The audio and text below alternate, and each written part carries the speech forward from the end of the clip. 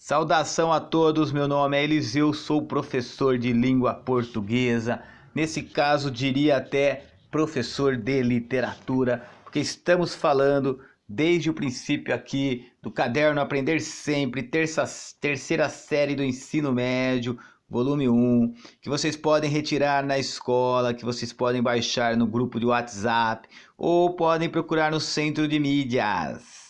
Estou aqui para falar das tarefas referentes a essa semana, que estão entre as páginas 13 e 16, cujo tema é romantismo. Na verdade, conto. Durante todo esse tempo nós estamos falando sobre as relações que a arte tem com a sociedade. Começamos aqui, não só a arte pela arte, mostrando como há um reflexo do imaginário nas obras literárias, um reflexo das condições sociais que todos vivem. Passamos pela Canção do Exílio, que é um momento do romantismo. Veja bem, vocês vão prestar vestibulares, vocês vão prestar Enem.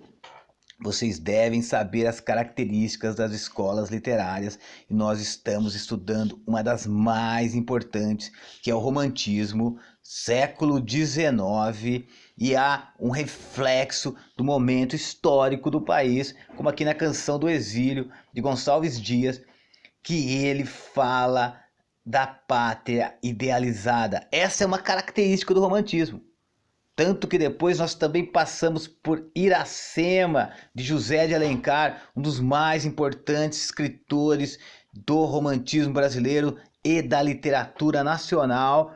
José de Alencar escreveu Iracema, que é uma índia idealizada que se casa com um português. Idealizada por quê? Porque ela é totalmente relacionada com a natureza, ela é totalmente idealizada com o personagem. Daí mais um tema que já trabalhamos, que é o imaginário. Há uma diferença entre o imaginário e a realidade? Sim, mas um interfere no outro. Então os aspectos, as necessidades históricas acabam sendo determinantes para a produção literária, como Iracema. Estávamos vivendo um momento de independência nacional, estávamos vivendo um momento que precisávamos explicar as nossas origens, e Iracema fazia esse papel. Depois, fazendo as tarefas todas, trabalhando a questão dos elementos inerentes à estrutura dos textos literários, que quer dizer isso, os significados que estão por trás daquilo, como Iracema não é só a história de uma heroína indígena idealizada, linda, maravilhosa, com os cabelos negros como a asa da graúna, mas também porque e ali tem questões sociais que estão refletidas na obra, que fazem parte da obra. Tanto que nós vamos depois para Escrava Isaura. Grave o nome desses livros, que eles são importantes para o estudo, pelo menos você saber do que se trata, em que época em que foi escrita. Escrava Isaura, romantismo brasileiro também, de Bernardo Guimarães, porém já há ali traços do realismo. O que quer dizer isso? É a outra escola literária que vem, que nós vamos estudar hoje, com o conto de Machado de Assis. Ele já não quer a idealização, ele já começa a apontar a ferida, o dedo para algumas feridas, para a realidade da sociedade. A sociedade não era ideal. A sociedade, o ser humano não é maravilhoso como sonhavam os românticos ou queriam os românticos. A sociedade tinha traços de crueldade, de injustiça, como por exemplo na escravidão. Então nós estamos falando de um outro momento dos românticos também, que vai ser abolicionista e que vai ter um dos maiores representantes, Castro Alves.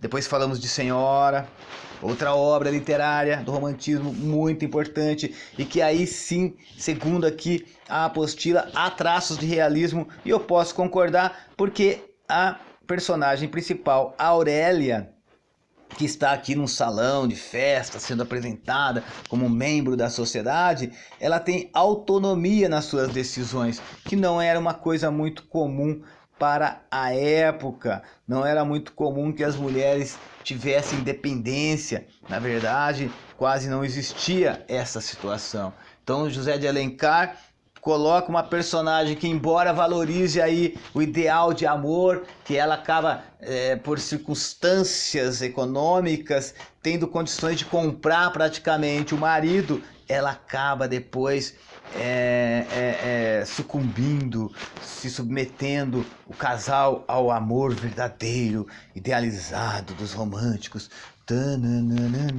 Mas aí vem aquilo que nós vamos estudar agora, que é o conto. O conto de Machado de Assis, que é um conto realista, que ele não tem nada a ver com o romântico. Ele começa a apontar o dedo para as falhas sociais, a hipocrisia social, a forma que a relação capitalista que estava se estabelecendo ali social era cruel. Então, o Machado de Assis escreveu esse conto, Adão e Eva, que ele fala sobre o tema bíblico. Ele tem um outro conto que se chama A Igreja do Diabo.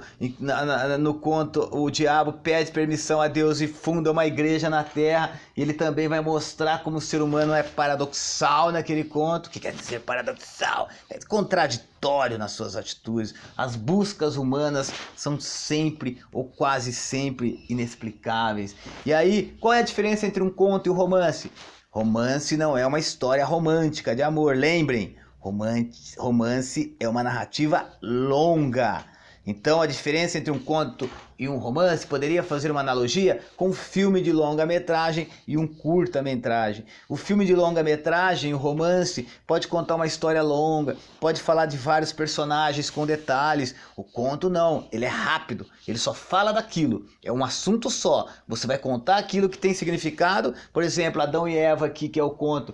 Tem um fragmento, vou colocar no grupo de WhatsApp, o PDF, se vocês quiserem ler. São 5 páginas, então não tem tempo de ficar contando, detalhando os personagens, quem é Leonor, quem é Adão. Não tem tantas características das personagens, só tem algumas características das personagens. Vou ler um pedacinho para vocês. Uma senhora de engenho na Bahia, pelos anos de 1700 e tantos, tendo algumas pessoas íntimas à mesa, anunciou a um dos convivas, grande lambareiro, um certo doce particular. Ele quis logo saber o que era. A dona da casa chamou-lhe curioso. Não foi preciso mais. Daí a pouco estavam todos discutindo a curiosidade, se era masculina ou feminina, e se a responsabilidade da perda do paraíso devia caber a Eva ou a Adão. Então aí está o mote, o pretexto, essa discussão, se a curiosidade, os homens são mais curiosos que as mulheres, e a partir daí há uma discussão entre as personagens sobre Adão e Eva, quem é que levou a perdição da humanidade, se foi o homem ou se foi a mulher.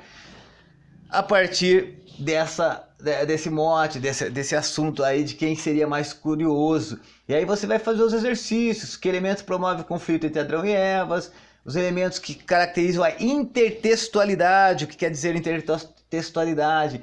Um texto que fala de outro. No caso, temos um texto de Machado de Assis que fala da Bíblia. Então há uma ligação entre eles. E aí você vai fazer todos esses exercícios, porque era insigne. Você vai procurar o significado dessa palavra. Já aconselhei, aprendam novas palavras. Fácil de procurar no Google, aprenda pelo menos 2 ou 3 por dia. No final do ano você terá 900 palavras novas e um vocabulário ilimitado. Vamos lá, identifique e retire do texto um texto que faz referência, e aí você vai fazer todos os exercícios e chegamos ao que mais me interessa. Nós vamos fazer um conto.